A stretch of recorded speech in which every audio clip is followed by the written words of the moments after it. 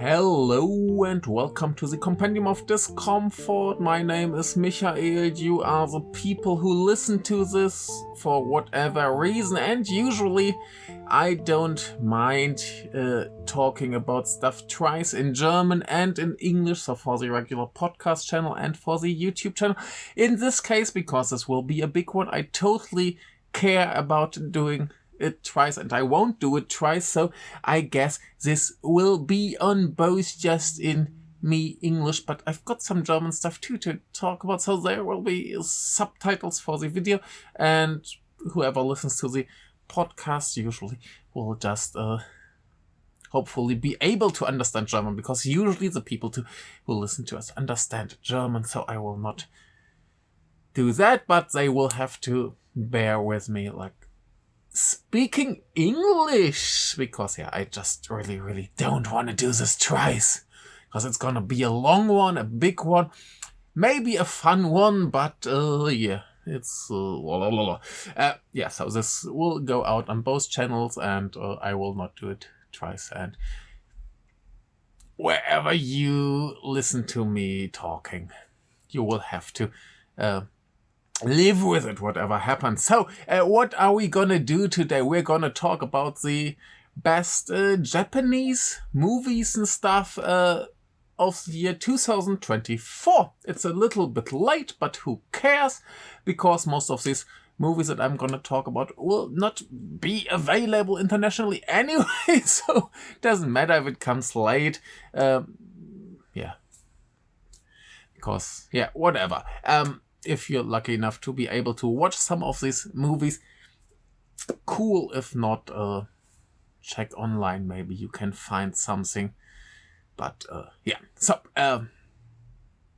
what else are we going to do? We're going to talk about those two magazines a little bit. I talked about the Eiga Geijutsu best and worst list of the year. And there's a Kinema Junpo. I think I will do that at the end, just as a little bonus. Yeah. So, just for fun. But, another thing that we're going to talk about is Rolf. Rolf is a lovely listener of the podcast and now a viewer of the show. And he sent me a huge list of his best and worst stuff of last year, and I'm gonna read out his email. It starts in German. I will make some subtitles for that, but you will be able to understand if you're listening to the podcast. I hope you understand German, because good luck. So let's just start with the very friendly email, and then we go through his list and my list, and then we get to those two lists. So, let's start with email. Hallo Michael! Erstmal nochmal ein großes Lob an das viele Output jetzt auch über YouTube von dir. Hilft mir, auf dem Laufenden zu bleiben, was Japan-Kino betrifft. Ich habe hier einfach mal sowas wie meine Oscars zusammengestellt und würde mich natürlich auch sehr freuen, wenn du deine Favoriten bzw. Unfavoriten teilst. Ich habe natürlich nicht so viel Japan-Kino schauen können, vor allem was ganz neue Sachen angeht. Insofern habe ich 2023 noch mit reingenommen, beziehungsweise einen von 2022, der erst 2024 von Third Window Films veröffentlicht wurde. Ich kam auf 174 japanische Filme letztes Jahr, habe aber eben nur die neuesten berücksichtigt. Kürz ruhig, wenn es dir zu viel wird. Beste Grüße vom Rolf. So, he watched 174 Japanese movies that year. Let me see how many I watched. I watched 231 Japanese movies, and I didn't watch that much other stuff. So, total I watched 269 movies last year. That's not that much. Not even a movie a day. How disappointing. But I watched a lot in the cinema, and that always makes me very happy. We can just talk about my most watched actors and directors very shortly. It's a little bit funny. The most watched actors, let's say it's 10 here on Letterboxd. Number 10, 9, and 8 are all the same number with 6 movies. It's Kenjiro Tsuda. I don't even remember where I have seen him. Of course, in, for example, Golden Kamui and a lot of anime where he was a voice actor. Then Shota Sometani, of course, everybody knows Shota Sometani, lovely dude. And for example, I saw him in Worlds Apart. Yeah. And Atomo Mizuishi, who's in here because of all his stuff that he did, was like Baby Assassins and so on.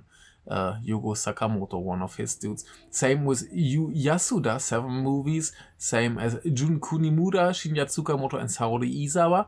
I mean, you see why Yasuda and Izawa are in there because Sakamoto, right? And yeah, Shinya Tsukamoto, I watched a lot of his movies. I showed some of his movies in the cinema. Oh yeah, I watched Shin Godzilla as a preparation for my Godzilla video that is somewhere here at the beginning of this channel. And of course, he was in Shin Kamen Rider, which I watched again. Jun Kunimura is in basically every movie. Let's see. Yeah, not so many new movies, but for example, he was in the Yin Yang Master Zero. Yeah. And then number 3, Akari Takaishi, of course, Baby Assassins and so on. But she did some other stuff too, like The Scoop, that we'll get back later. And of course, the Baby Assassins TV show. The Colors was in new movie. A Single 8 I watched this last year, so yeah, some stuff there. And then we have on number 2 Takuya Matsumoto, another of these Sakamoto guys, same as number 1 Masayuki Ino. Yeah, he's of course most famous for his role as the legendary Hitman Kunioka, and there was a new movie last year which was pretty funny that has a nice title, Don't Lick the Mountain. If you lick it, it will be bitter. Yeah, so good fun. Yeah, so my most watched actor list is very, very much dominated by Yugo Sakamoto's cast, and you might guess who's the most watched director of the year. Yeah, but directors, number 10, Nobuhiro Yamashita. Did some new movies. I watched 3 of his 2024 movies. So Let's Go Karaoke, Swimming in a Sand Pool, and Confession, all very good.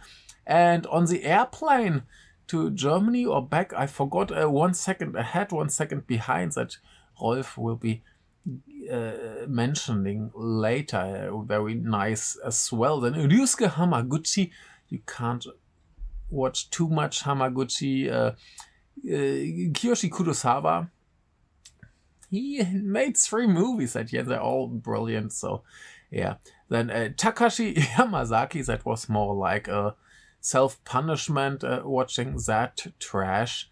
Yeah, all in the aftermath of Godzilla -1, which I don't mention this year because it's a 23 movie and I don't really want to talk about that garbage anymore. But funnily enough, people keep mentioning or keep commenting on my Letterboxd reviews about his other nationalist movies. And yeah, now the trend seems to be, but you just talk about this nationalist aspects and you don't even mention the filmmaking. You should talk about the filmmaking, as if you're not talking about the movie if you're not talking about the filmmaker. And I don't even think he's such a great director. He's okayish, but not very good. And just like the whataboutism, I guess. Like, what about this? What about that? Let's try to distract from the problematic stuff so we can just enjoy and celebrate the movies for what they aren't, because they aren't very well made. They're good looking for the budget that he has, but that's all. Yeah. Anyway, another director whose movies I watched quite a lot was Chuck Jones, because I watched some old Looney Tunes cartoons and they're very, very good. I enjoy that stuff quite a lot. Then we have Takashi Miike did some new stuff that year, or this year too. I watched, for example, last year Midnight and some older stuff, but yeah, he just had 2 new movies. Nanchala Shogun TV movie, and now Blue Fight. Blue Fight is fantastic. Watch my video and believe me, it's a great movie. Yeah, and I watched some other of his movies, of course, very special Gozu on 35mm in the cinema. Great. Gozu. Watch Gozu. And of course I watched his trashy nationalist bullshit anime Pledge to Peace. Yeah, too bad. And Silver, I watched Silver is good. Yeah, I watched some Jun Kurosawa stuff, short movies, experimental, avant-garde stuff. Good. Shinya Tsukamoto, I watched 9 of his movies. Of course, all just older titles because there was no new Shinya Tsukamoto movie. But Shadow of Fire is out. Watch Shadow of Fire, great movie. And now, of course, number 1 is Yugo Sakamoto, but number 2 is Koichi Sakamoto. I recorded a video for the Japanuary, talked about like 4 of his movies, I think, and haven't released it yet. I guess this video will be out faster, so look forward to that. So this is my most watched people, but not exactly my favorites. Let's see, but we start with Rolf, and he starts with the... let's start at the end with the less important categories, and he has 3 categories where what I don't really want to talk about. I will just read out his stuff, because last category for him is Best Anime Show, and I just didn't watch any current anime shows. The last anime show that I actually watched was JoJo's Bizarre Adventure Part 6 Stone Ocean. It was fantastic, but I don't think that was 2024. I have no idea. It was like 3 seasons, and I have no idea when they were released, but I watched it this year, and if you want any recommendation from me for anime shows, that or Bocchi the Rock, which they just announced the new season. I went to the live screening at the cinema of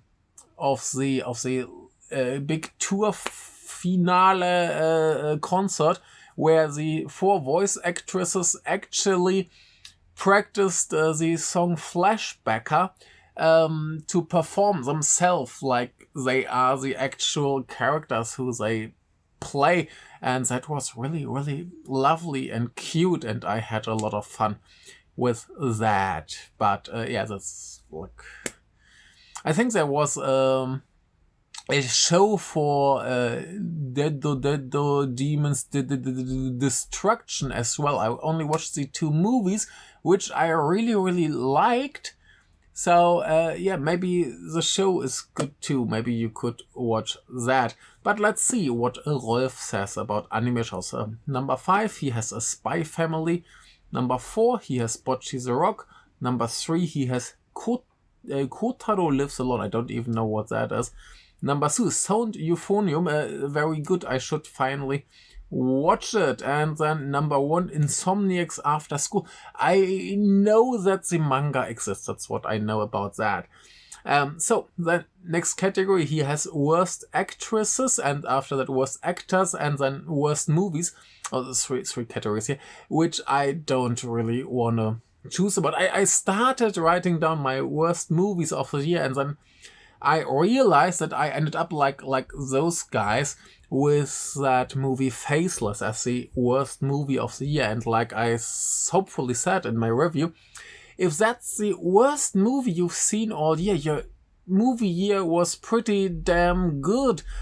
Because, yeah, otherwise I would just mention like semi-professional amateur short movies, or if I want to go with like movies made for cinema, we would have to go with 2 movies that I really, really didn't enjoy, but they're not Japanese, so they don't really fit this list. I can just say the 2 movies that I really didn't enjoy were Ultraman Rising and Godzilla Kong, such a thing. So if you want anyone for these categories like worst actors, actresses, and movies, just put everyone from Godzilla Kong in there because it was a completely not disgusting, just a bad, boring, terrible movie. So if you want me to spit hate and disgust about any movie, that's the one to go to. I don't really know why people like Ultraman Rising, because it was like a super generic, very boring kids movie that I have watched a million times in better variations, but yeah, people like it very much, so it's probably not that bad. But this Godzilla Kong movie is just terrible, boring, bleh. So it doesn't have anything to do with what we're talking about, but it's at least a Japanese franchise, so yeah, I bleh. But let's see what Rolf has to say about the worst actresses. Number 5, we have Kyoko Yoshine, Let's Go Karaoke. I don't really remember her performance, so maybe it wasn't that bad. We have Nana Modi in The Parades. I think The Parades was just another Michihito Fuji film, and I'm not surprised that someone acted badly in there, so why not? We have Serena Motora in Ice Cream Fever. I always wanted to watch Ice Cream Fever and I haven't. According to Rolf, I shouldn't. We have Ai Hashimoto in After the Fever. He watched quite some fever stuff. Don't know that one. And the whole cast of After School Angler Life. I don't know what that is. No idea. Rolf, you're watching too many bad movies. Let's see, worst actors. I'm very happy about 3 of those because it's Munetaka Aoki and Yuki Yamada in Godzilla -1. Yeah, the Godzilla -1 had some pretty terrible acting. Then we have Tak Sakaguchi in 1%, and 1% deserves all the hate it can get, except for the action scenes, which are pretty great. But besides that, it's a pretty disgusting movie. Then we have Kanata Hongo in Shin Kamen Rider. I'm not sure who Kanata Hongo played, but I don't really feel like there was a really bad performance in Shin Kamen Rider. I love that movie very much, so let's find out who he played. I'm very, very curious about that. Oh, it was Kamakiri Chameleon. Oh my god, this is a comical performance. It's not bad, Rolf. Don't be so strict. Then we have Airu Kubozuka in Happiness. I don't think I know what happiness is, so not even just in the sense of the movie, but in a general sense. I don't know happiness. What is happiness? Give me happiness. No, maybe not. I don't know what movie Rolf is talking here about, so yeah, I don't know. Let's see, the worst movies. Insomniacs After School, From the End of the World. I don't really... Maybe that's a movie that I actually like quite a lot. Rolf, what are you doing to me? Is that the one I'm thinking of? It's actually pretty good. Yes, it's actually pretty good. From the End of the World. I liked it very much. But I mean, if I look at this, Rolf gave this movie a 2.5 out of 5. That's another case of, if that's the worst movie you've seen all year, can't be that bad. But we're getting worse here. Till we meet again on the Lily Hill, I have still to watch that. I'm very scared of it because it looks very much like another terrible nationalist propaganda movie. And yeah, let's see how that turns out. But I can imagine that being on the worst list of the year. Then we have Ice Cream Fever. I don't know, still looks interesting to me. And After the Fever, don't know. So now we can get to the categories that I can talk about. And here he has next the category music. And my problems for most of the movies that I watched, I don't really remember the music all that well. But let's see what he has. Number 5, Evil Does Not Exist. It's on my list too. Then number 4, Buzzy Noise. I don't know. Number 3, Techno Brothers is a very good soundtrack, great music, but too old, so it's not on my list. Number 2, Godzilla -1. Maybe the music was good. Usually the music in Godzilla movies is good, but yeah, too old, and I don't want to praise that movie. And then we have Let's Go Karaoke on number 1. And yeah, for me, for my list, I have on number 5 Happy End, because I have this weird, unclear memory that it had pretty good music, but I'm not 100% sure. I could be totally wrong here. Number 4, A Cloud, because I actually own the soundtrack, so I could listen to it, and I know it's a good atmospheric soundtracks. And on 3, I have Let's Go Karaoke. I mean, just for having X Japan without the original vocals makes me happy. And yeah, number 2, Bocchi the Rock, the 2 compilation movies, because of course Bocchi the Rock has very good music, because it's a very good music anime. So yeah, and number 1 for me, Evil Does Not Exist, because it's a pretty amazing, great soundtrack. Yeah, of course. Hello, I'm very stupid because obviously the Colors Within has a wonderful soundtrack, and yeah, it should be in this list, but I forgot about it. I'm very sorry. Yeah, then let's see. A screenplay is another category that I struggled a bit, because I felt like, what movie had like a really brilliant, great soundtrack? He has some movies in there that are sneaky, because yeah, I would agree, but they're too old, and yeah. So he has on number 5 a movie that I haven't seen, but I was told is very good. A Toto-chan, the little girl at the window. Number 4, River. Very great movie, great script, great. I think it's maybe more a great idea than a great script. I don't know, but it's very nice, very good. I totally agree with that. And Evil Does Not Exist is on my list as well, so why not? All the Long Nights is a movie that gets praised and praised and praised everywhere. I liked it very much, but I don't even have it that high on my list. It's a very good movie, but compared to Small, Slow But Steady by the same director, I feel like this made much less of an impression. But yeah, the world loves it very much, and I like it very much as well. But I've seen better movies, or movies that I felt are better. I think on my list it's around like 30 or so. It's like a very nice, feel-good movie, but yeah, it didn't have the super strong impression on me. And then number 1 here is 1 second ahead, 1 second behind.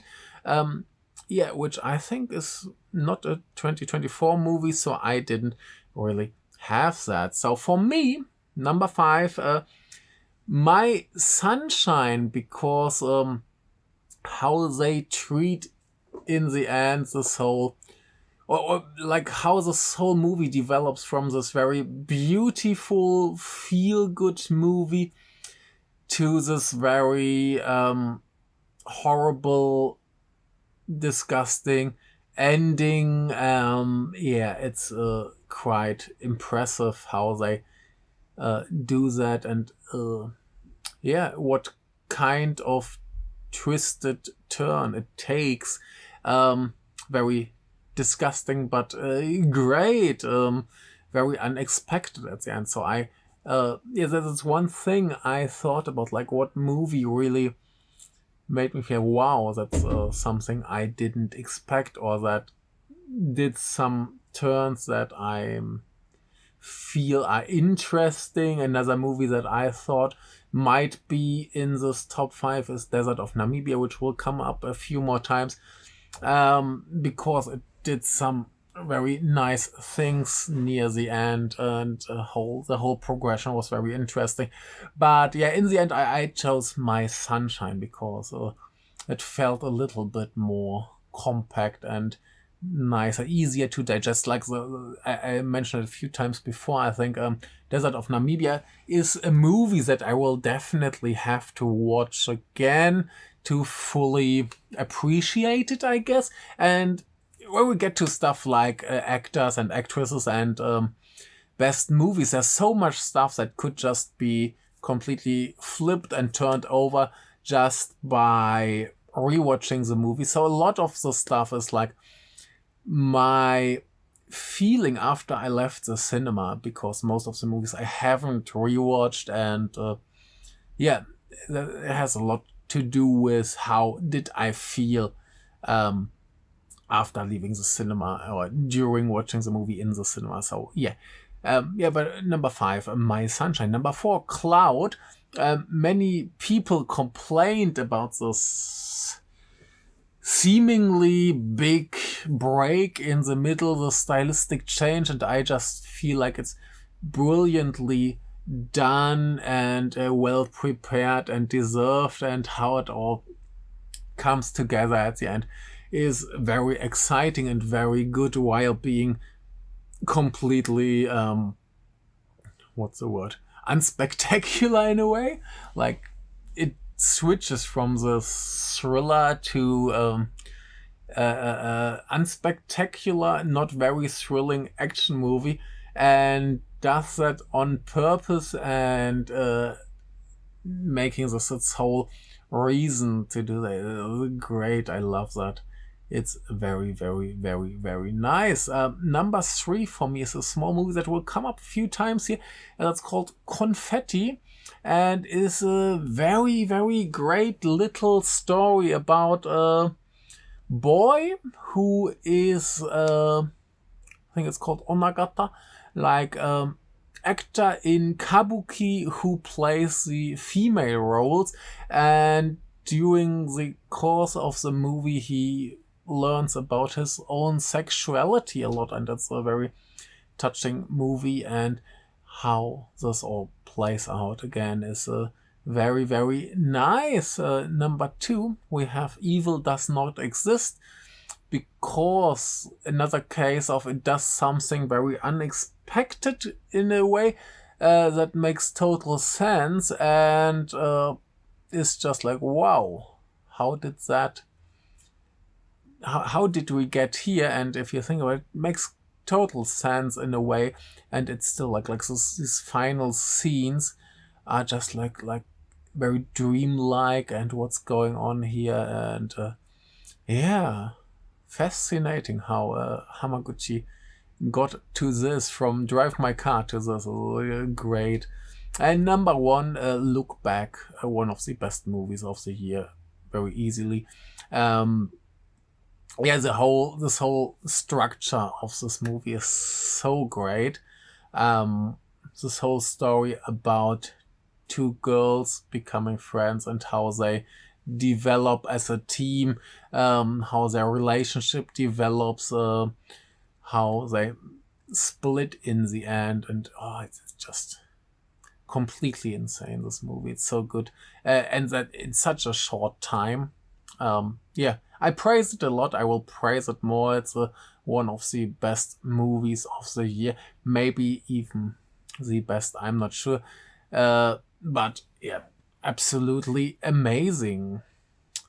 And next category, Rolf chose the supporting actresses, and here we have some runner-ups. He has Yuzuho in The Dry Spell, which I haven't watched yet. We have Ren Komai in People Who Talk to Plushies Are Kind, which I haven't watched yet, but many people like it a lot. So, yeah, who knows?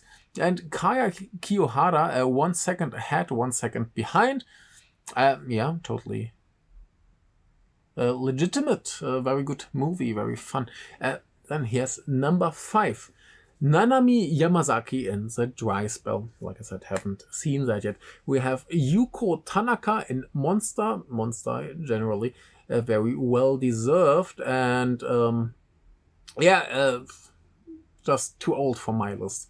Then we have Aoba Kawai, a girl named An. Aoba Kawai is usually pretty great, and I should have put her on my list, but I forgot about her. But yeah, she's great.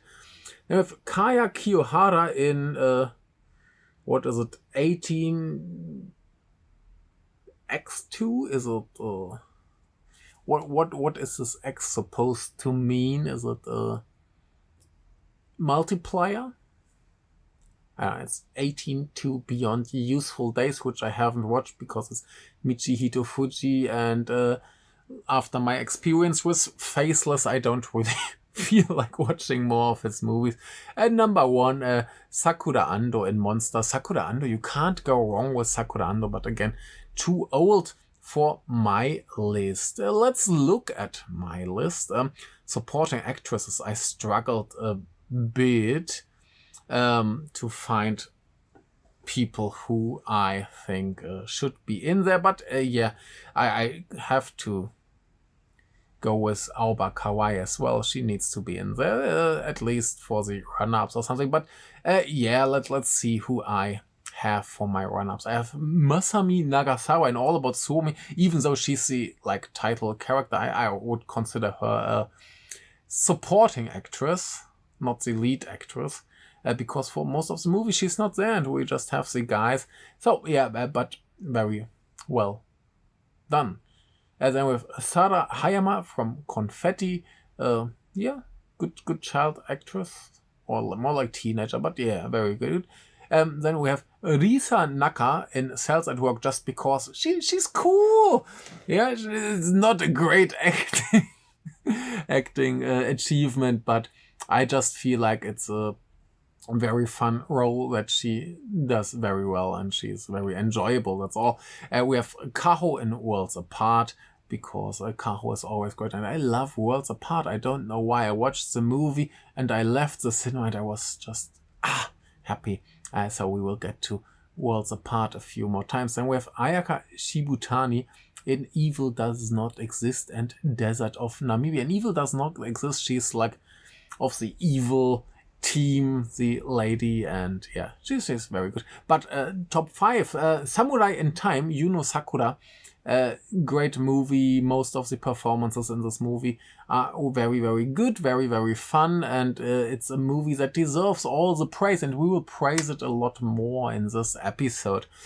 Then I have Atsuko Maeda in Baby Assassin's Nice Days, just because I enjoyed her performance and her role in that movie so much. How she interacts with the 2 main actresses, and it's just very, very fun. I don't know if it's like with all this acting stuff. I said it in other videos or other episodes.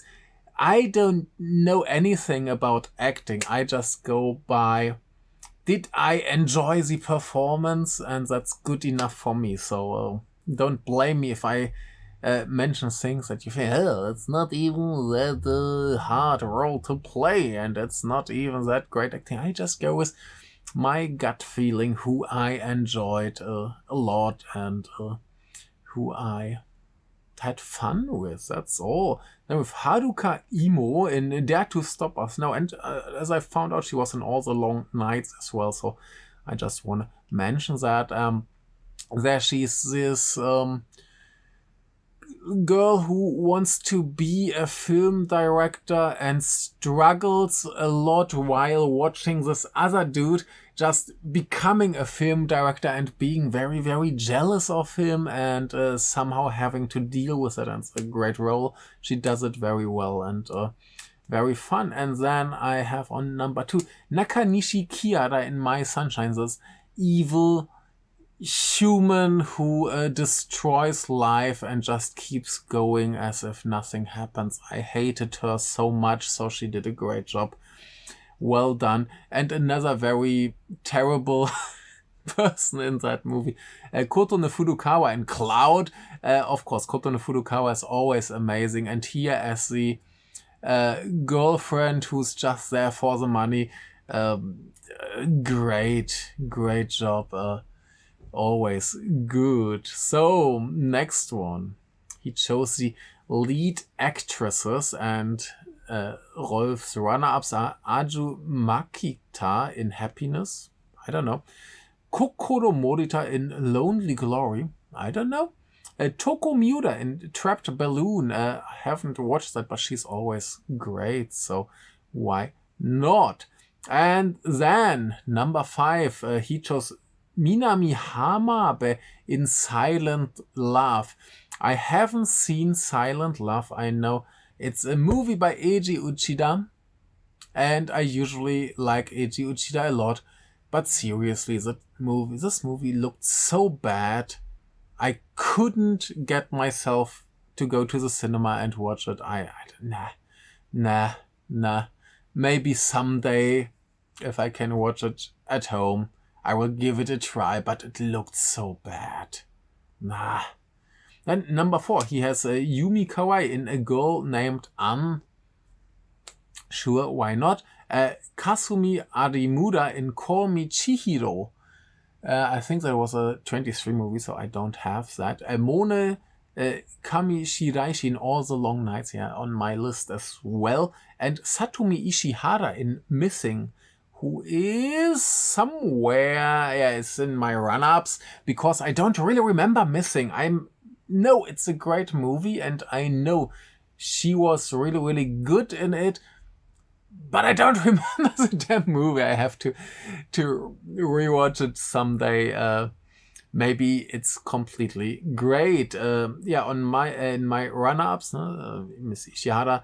Then I chose Haruka Ayase for Route 29. I know I'm maybe the only person who really likes that movie.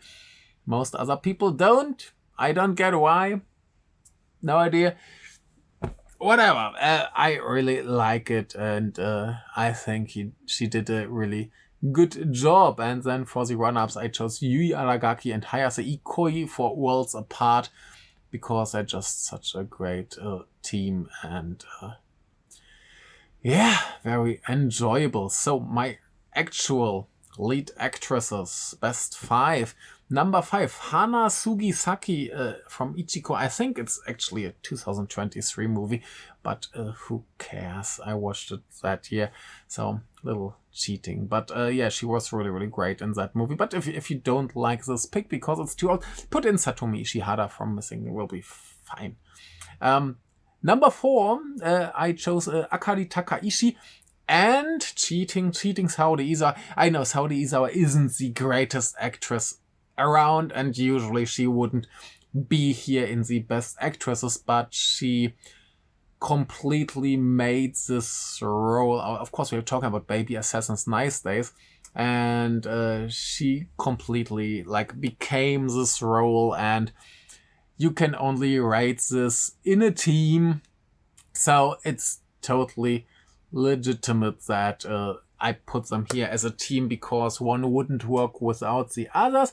But Akari Takaishi had some other nice things too, like the colors within, just voice acting, but still very, very good. And she was in the movie The Scoop, where she doesn't need any mentioning for that, because why would you? But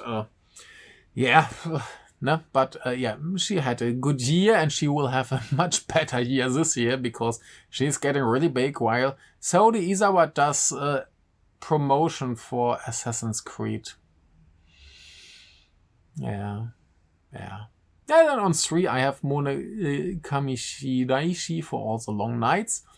Yeah, because why not? On number 2, I have trans actress Maki Karusel for voice, because Maki Karusel plays this parent and who struggles with a lot of things and has this dream-like surreal breakdown scene at the end of her story, and it's so well done, so great, such an amazing scene, absolute highlight of that movie. And I think it's a very good movie, but this is the absolute best thing that's going on there. Maki Carousel in voice, wonderful. And number one, because she had such a good year, Yumi Kawai, Desert of Namibia, Girl Named Anne, and Look Back, did some other stuff as well. She was in Tiki, which I just watched this year, but I think it came out last year. At least it played festivals last year, so that would be in there as well. So she had the absolute killer year of all the actresses. And yeah, next year will be Akari Takaishi, but this year it's Yumi Kawai. So yeah, completely deserved. Yeah. So next thing we have the supporting actors. Rolf's run-ups. We have Lily Frankie for Analog. I still haven't watched it. Look kind of okay. Yeah, we have Eita Nagayama for Monster. Like I said, Monster, wonderful film by Kode Eda. And yeah, just too old for my list. And Jiro Sato for A Girl Named Anne on my list as well. And then his 5 top actors of the year. Number 5, Satoshi Tsumabuki for All Lives. I don't know what that is, haven't seen it. We have on number 4, Go Ayano, Let's Go Karaoke, a wonderful movie. Not in my top 5, but yeah, why not? It's a great movie. Then we have Masahiro Higashide, Trapped Balloon. Still don't know what it is. We have Hinata Hiragi for Monster, of course, why not? And Akira Emoto for Do Unto Others. I don't know that movie, but Akira Emoto. He's number 1. He's in every movie ever made, like in the last 50 years or so. And he's always good, so you can't really go wrong with Akira Emoto.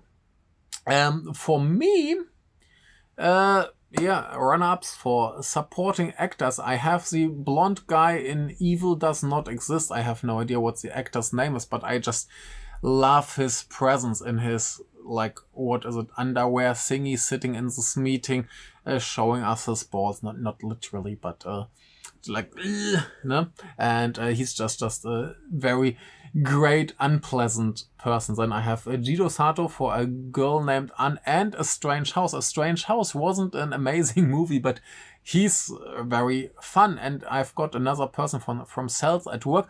Same reason, not great acting, not a spectacular thing he did. He's just fun, and that's Koji Yamamoto. Another, like, I've got muscles and I beat people. I would never imagine him in this kind of role. But yeah, then my top 5 supporting actors. Number 5, Nori Masafuke, Samurai in Time. Maybe in my Samurai in Time video, I mixed up the actors because on Letterboxd the order is wrong. So maybe I made a mistake there. But here, he's like the rival of the protagonist and just shows up after like half the movie is over. And then, yeah, the whole story does a big turn and he's really, really good and really, really great. Then I've got on number 4, Tadanobu Asano in The Boxman.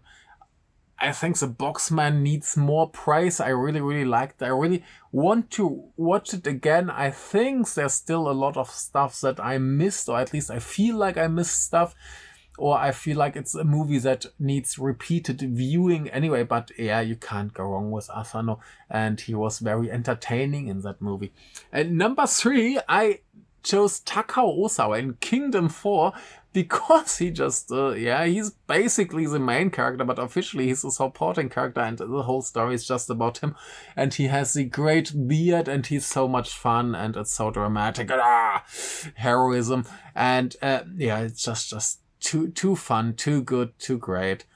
I love him very much. Number 2, Sosuke Ikematsu in Baby Assassin's Nice Days because he's just like such an amazing villain. He's like completely evil and perfect in this role, does the action wonderfully, and it's just so entertaining and fun and weird.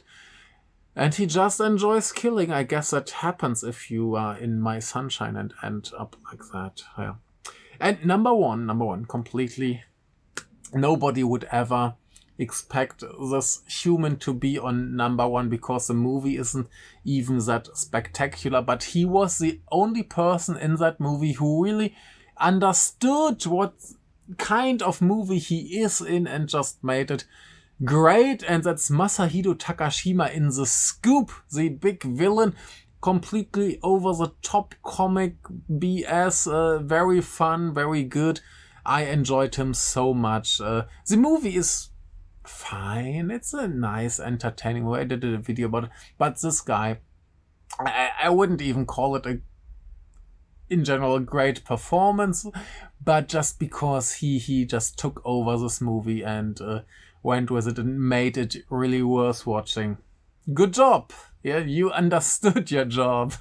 Yeah, let's get to the lead actors. Rolf's run-ups. Ken Watanabe in All Lives. Masaki Okada in 1 second ahead, 1 second behind. And Kentaro Sakaguchi side by side. Haven't watched that. Then number 5. I almost wanted to complain when I saw number 5 because I thought that movie doesn't have a great lead actor, but Rolf is a sneaky little boy. He put in Godzilla of Godzilla -1 and not that dude who played so badly. And yeah, good choice. At least it's Godzilla. Then he has Koji Yakusho in Familias. Haven't watched that yet. Hirobumi Watanabe in Your Lovely Smile. First, I haven't watched it. Second, it's a 2022 movie, I guess so. No chance, but Hirobumi Watanabe, completely underrated, fantastic guy. His movies are all amazing. If you don't know Hirobumi Watanabe, what are you doing with your life? He's such a good boy. His movies are so much fun. He basically always plays himself, but he's so good at it. And then we have here number 2, Ken Mitsuishi in Dreaming in Between. Haven't watched that yet. And Koji Yakusho in Perfect Days. Legitimate choice. I just didn't like the movie that much. I think it's a little bit too much old intellectual West person goes to Japan like, oh, everything is so exotic and wonderful, and look, he has tiny trees and he appreciates nature and the little things, and his apartment is so minimalist and I think it's a very unbalanced movie. Some moments are really great and some moments are just like and in between we get a okay movie. I didn't really dislike it, but some scenes are just like, yeah. Anyway, my lead actor run-ups, Masaki Suda in Clouds. He's such a hateable, punchable dude. It's so much fun, this role as a reseller. I hated him so much. Then we have Hitoshi Omika in Evil Does Not Exist. Very seemingly very simple role. He doesn't do much. He has a stoic expression and does his stuff, but it's really effective and he does it really well. So why not? Then we have Raidu Sugito in Dare to Stop Us 2. And I'm not even sure if that counts as a lead role or not. Who knows? But because the movie has too many lead roles, but I think he did a really good job there playing the director of the movie, Junichi Inoue, and it's just a great movie. I really, that's one of the movies that I watched, and it's not even that high on my list, but I feel like I really want to rewatch it, and maybe it would just go up because it's a really fun, entertaining movie about Koji Wakamatsu, who opens a cinema and just makes more weird movies. So same, first one was great, second one is maybe even better, one of the most surprising sequels of the year, probably because, like, why? But it's really good and really great, and focuses not only on Wakamatsu, but the guy who manages the cinema, and this young boy who wants to be a movie director. And so I just chose him because why not?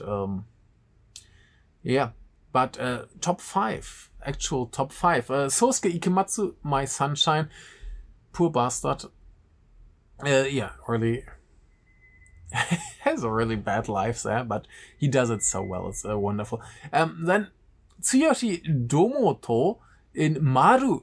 I haven't really mentioned Maru yet here, but it was a really weird, great movie, and he plays this artist who gets famous more by accident, and somehow needs to handle his new existence as a super famous artist. Of course, other people are jealous and stuff. It's the new movie by Naoko Ogigami, and I think it's the first one by her that I have watched, and Rolf always keeps telling me, watch Ogigami movies, they're all great, and now I feel like I should, because this was actually really, really great. And if you have the chance to watch it, do it, please. It's wonderful, and he does a great job. Usually he's one member of the Kinky Kids. So Kinky, like the area in Japan, not like the English Kinky. It's a different word. It's not about kids who do bad stuff or weird stuff. Nope, that's not. But great job. Then number 3, I have Masatoshi Nagase in Boxman. I just love that movie. It's so fun. It's great, and he's wearing a box. Oh, good. I need to rewatch it. Just wonderful. Yeah. And he's always good. He's a great actor. I love him. And then number 2, I put Shion Matsufuji from Confetti, like the boy who plays the actor who plays the women, and it's just such a good story, and especially for a child with very limited experience in acting, he did such a good job, and it was such a good movie. It was really, really convincing, and he has this whole struggle with his sexuality. I mean, it wasn't even such a struggle. He's just like, whoa, what's going on? Yeah, and number 1, like, I thought about performances that I felt like, oh, these were really good. Like, I usually struggle a lot choosing performances that are really good, but this one was like, that's number 1. It's Makia Yamaguchi in A Samurai in Time. He's so good, so fun, so amazing, so wonderful. The Blu-ray will be out at Third Window Film soon, so get it to watch it. It's fantastic.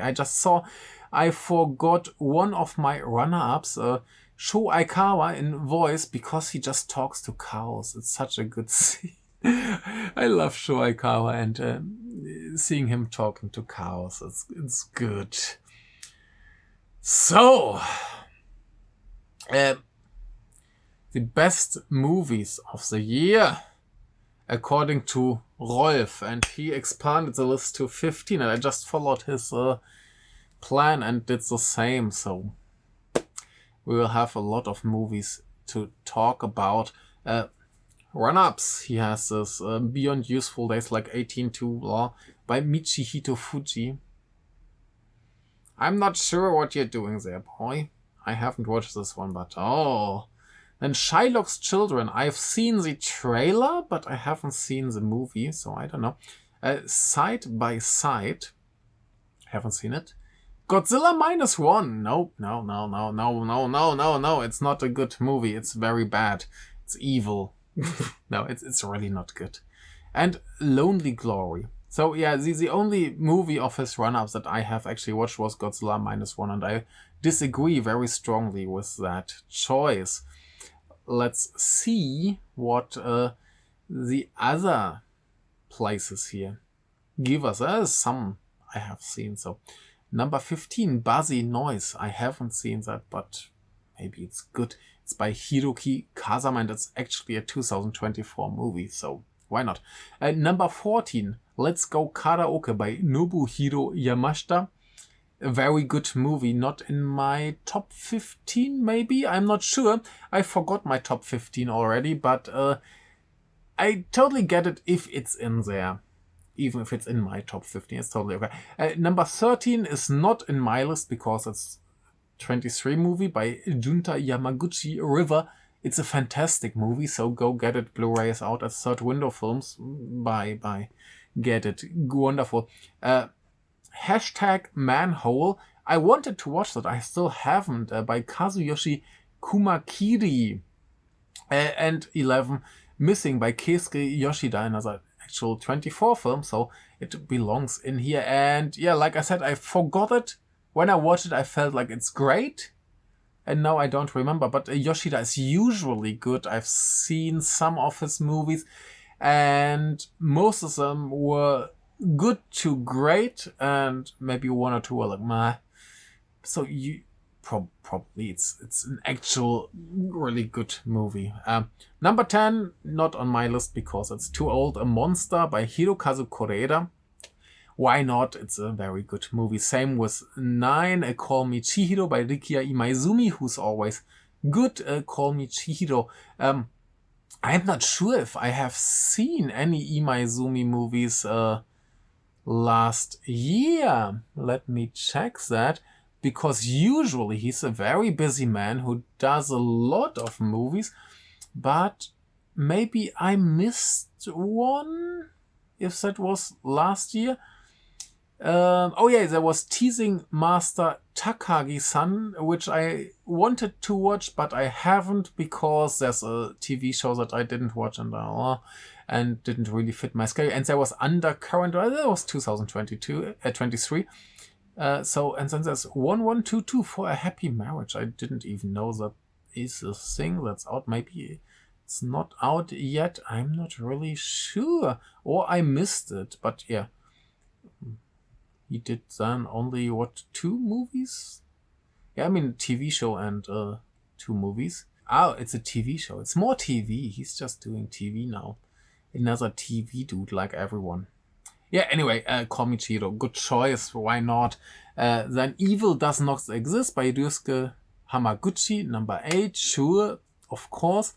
Dreaming in Between by Ryutaro Ninomiya. I haven't watched it yet, but usually Ninomiya is a good person, so makes good stuff, so I will watch that sooner or later. Then Hirobumi Watanabe, Techno Brothers, sure, good choice. Too old.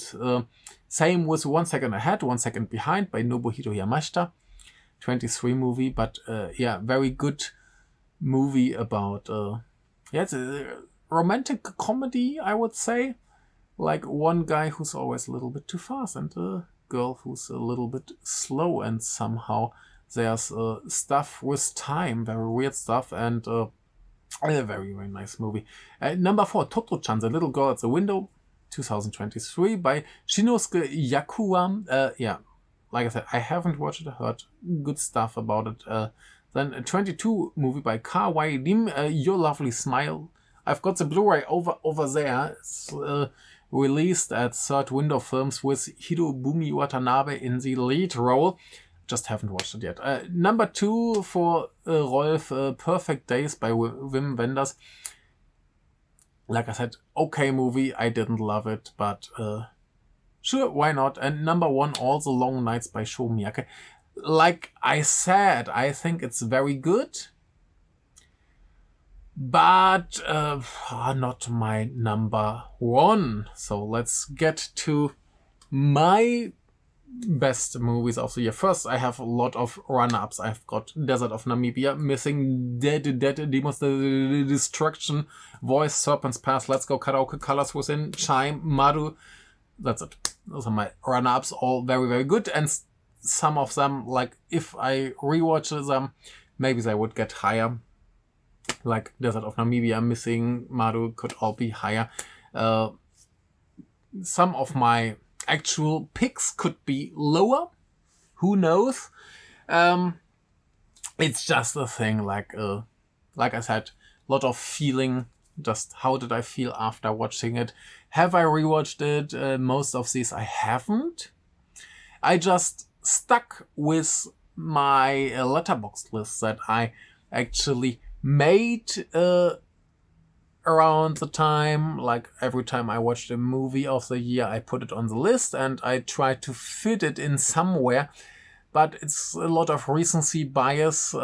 Maybe that's one reason why All the Long Nights is quite low, because it was relatively early in the year, so there were other movies where I felt more excited about when I watched them also. So yeah, maybe that's the reason. I don't know. I should rewatch it. Maybe it's really, really amazing. But number 15, I put Ichiko, like this girl who disappears. A very, very great movie, but actually 2023.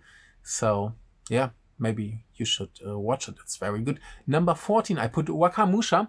A very, very good movie about a young man somewhere living in a more countryside, not Tokyo, and who don't really have anything to do with their life and do some silly stuff. And it's a very good, very intense, very depressing movie. It's really great. Number 13, another depressing movie, My Sunshine. I talked about it. This story about an ice skating teacher who finds a boy who he wants to train, and because of that he kind of makes a girl that he trains feel like he neglects her, and some really nasty bad stuff happens, and it's really depressing and terrible and very, very good.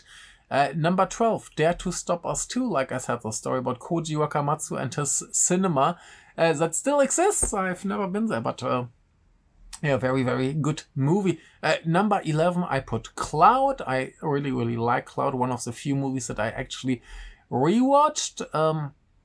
It's super good. This whole story about this reseller, the capitalist world, and our relationship to hurting people on the internet because we're protected by anonymity. Is that a word? Is that correct? I don't know.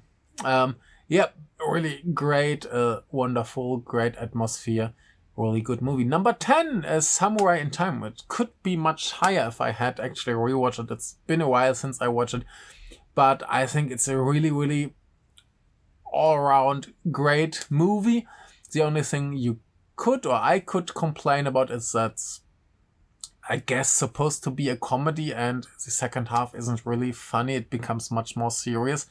But it's absolutely wonderful movie. There's nothing to say. Watch it, you will watch it again and again, and it's a wonderful love letter to samurai movies. Great. Maybe if I rewatch it, it would be higher, probably. Don't know. Number 9, I put Hard Boiled Recipe. I'm still the only person on Letterboxd who has watched it because it seemingly doesn't really exist anymore. It just played cinemas really, really shortly. And I don't really know what happened to this movie. It should be big. It should be celebrated. It's really amazing. It's a movie by Hajime Matsuura, who doesn't do that many movies. And he just did one other movie that's all about Chiaki Mayumura, who played the lead role in this movie. She's like some kind of idol. And he constructed this girls do action movie around her, probably to promote her. And somehow it turned out to be a really amazing thriller with some very solid action. And I was just so surprised by it. I was like, wow, why doesn't anyone watch it? Why is this not being talked about? Like, one of the lead actresses here, Sen Fujimaru, trained with Saudi Izawa for this role. We have Ayane from Mad Cats, not doing that much stuff, but still. We have Mariko Tsutsui as a supporting cast member here, and it's just a lot of fun. It's a lot of like watching professionals do their work, and just like, wow, this is a really, really, really good movie, and it just doesn't exist anywhere. Played short time, and yeah, no, I think there's no. It's not on streaming. It's not on disc anywhere. It just doesn't exist. It's depressing. So if you have any connection to anyone who has anything to say about it, about stuff like disc releases or I don't know festivals, go get this movie. It's amazing. I don't know. I loved it a lot. Same goes with here. What was the title? A few years ago, 2 years ago. Gakuryu Ishii's Self-Revolutionary Cinematic Struggle, 2023. It played one festival now. Yay! Thanks, Blake. That's great, but why doesn't this amazing movie exist anywhere? One festival, good. Give me more. Give me a Blu-ray. I want to see this movie. Yeah, same as Hard-Boiled Recipe. I want to watch these movies. Give them to me. Like Hard-Boiled Recipe, you could probably sell it in the context of this whole like baby assassins hype, Japanese action hype. You could sneak it in there, even though it's more of a thriller than an action movie, but it has some good action. So just get it out there. Same last year. I completely forgot to mention that anyway. I watched First Mission by a guy called Hayate, and he during COVID times he gathered all those stunt performers and did this very much One Cut of the Dead like action movie, which is absolutely fantastic. And he made like a tiny release on DVD, which is already sold out, and yeah, you can't watch it. Why? It's amazing.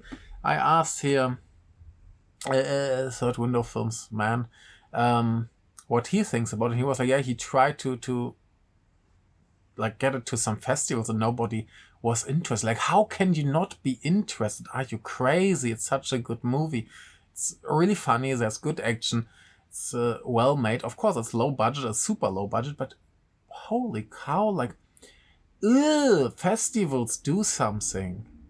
Yeah, I mean, now with like internet and streaming, you would imagine it's so easy to put a movie out into the world, even if it's just digitally for download or whatever.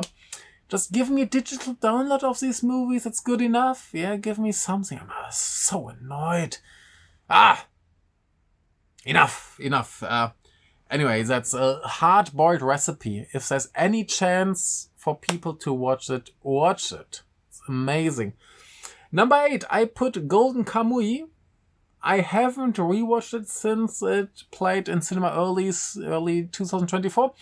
And I just think it's a very, very good, very entertaining blockbuster movie that shows that Japan can do that kind of stuff, and they don't need to hide behind Marvel, because nobody needs to hide behind Marvel, because Marvel isn't actually that good. It just gets worse as far as I know. Haven't watched any Marvel movie in years, but seemingly they don't get better. And so Golden Kamuy is, like, I think in the recent years, if you just look at these big budget mainstream blockbuster movies, maybe the best. I would put it over Kingdom. And yeah, there's a TV show now. I think it's on Netflix already.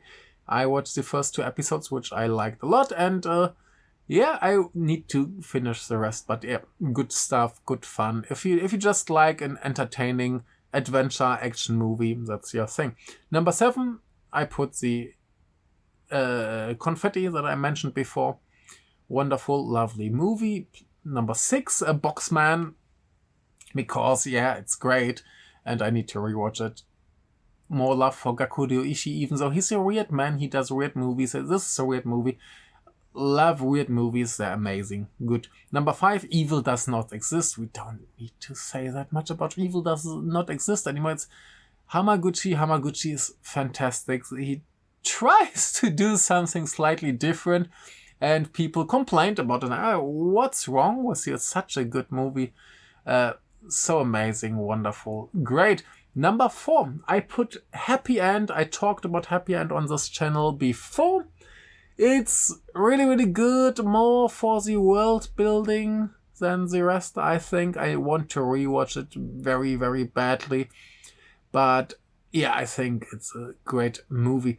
Number 3, I put Worlds Apart.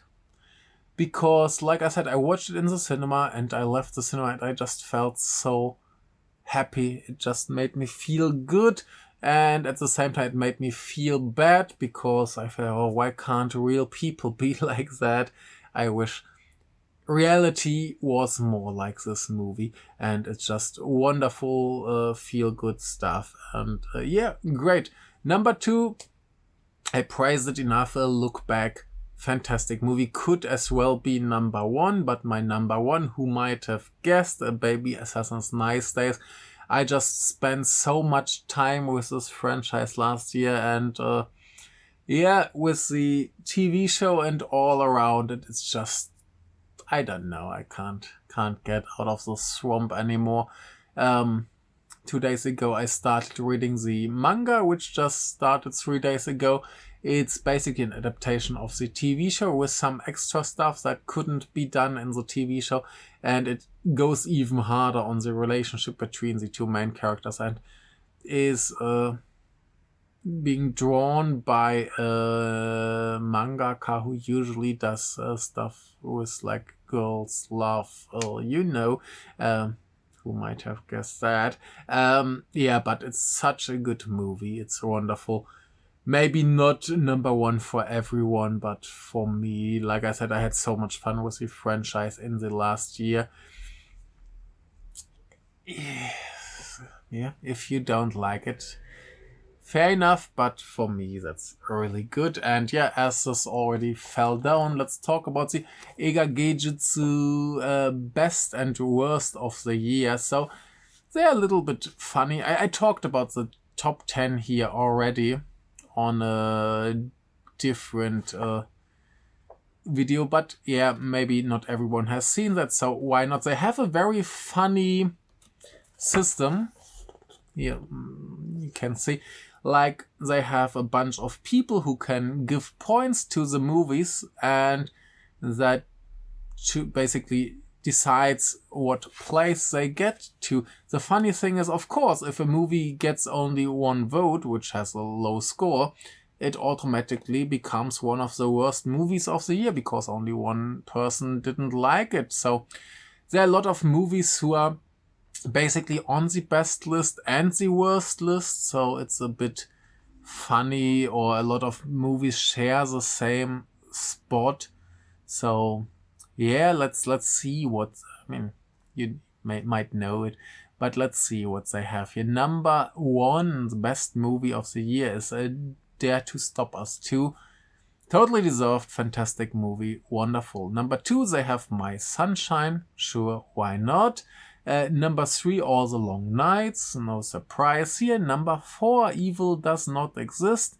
Number 5, Cloud. So far, pretty much not so different from me or Rolf, what we felt. And then number 6, Super Happy Forever. I think it's very nice that this movie gets some love. I just had some smaller issues with it. That's why it's not that high on my list. The next one, I think the English title is something like Living in Two Worlds, which looked interesting, about a guy whose mother, I think, is deaf or something, so he has to talk with like sign language. I think that was the story, and then he can hear, so they're like two worlds.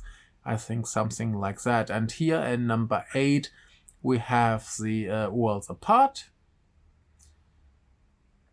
Number 9, I'm not sure what the English international title is here. It's called Tsuyu no Atosaki. I guess I had the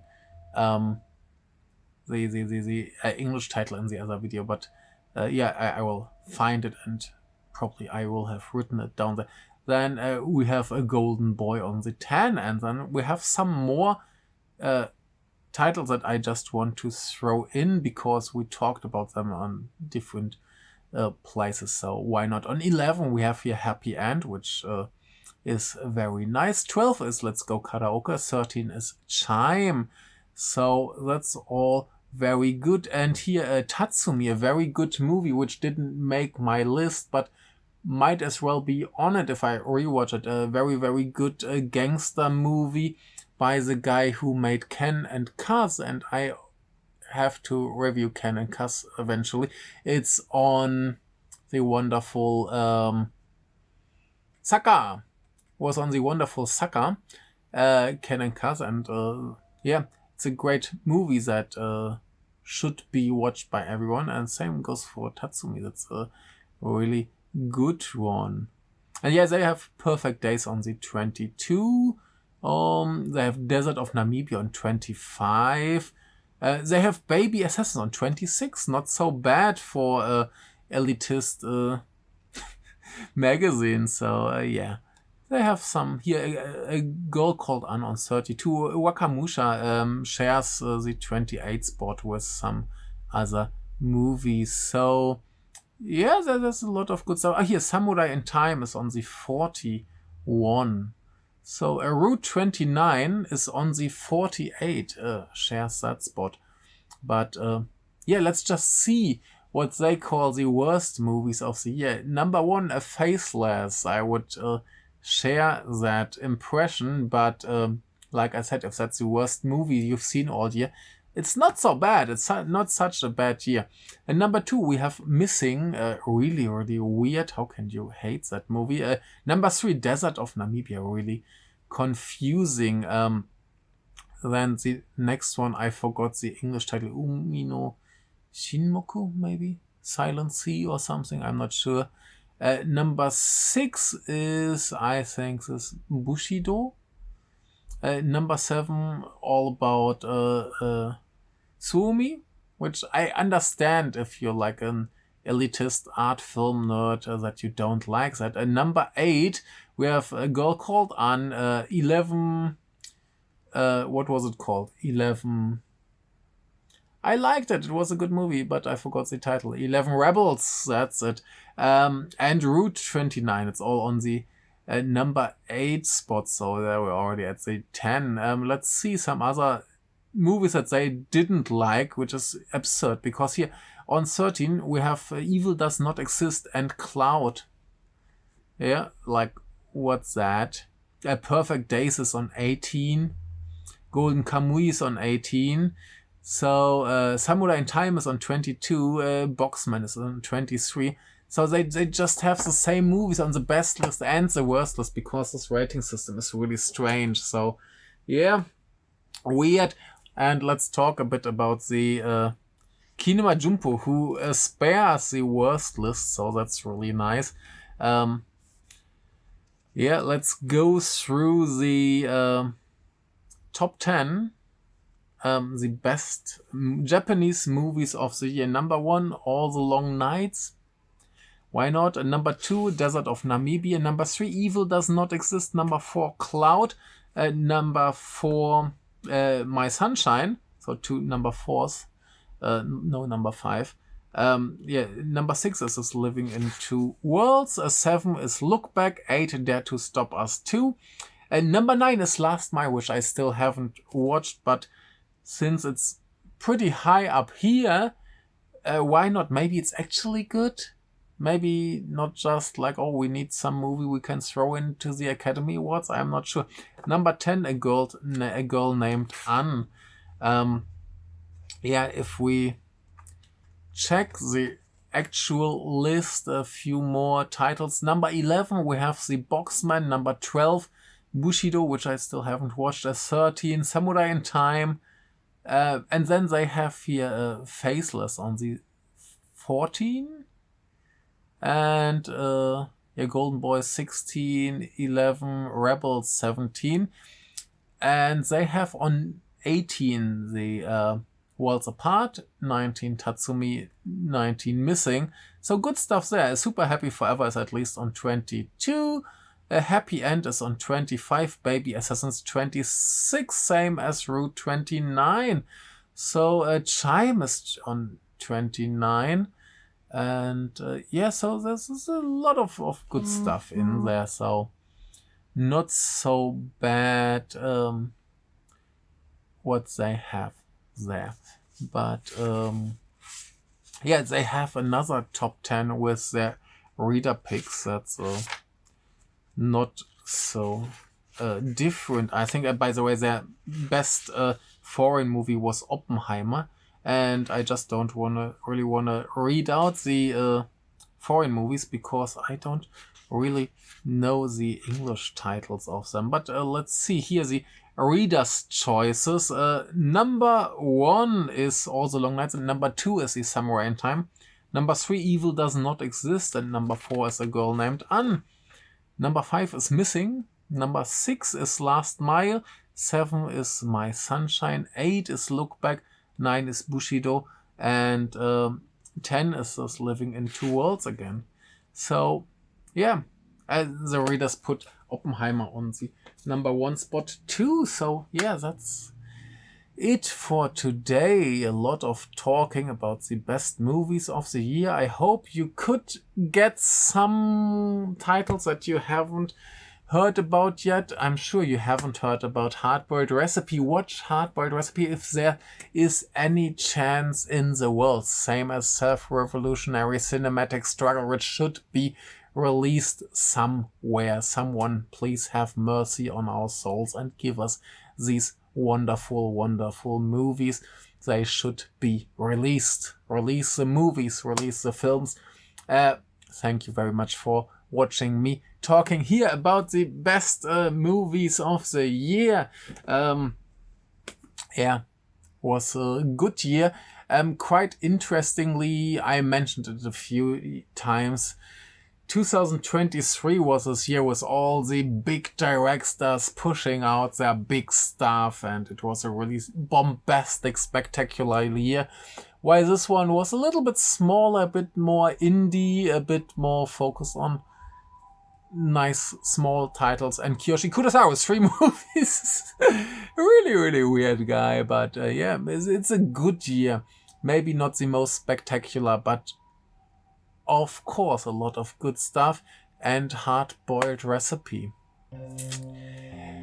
Thank you very much. See you soon with other stuff to talk about, and have a good time watching Japanese movies. Bye!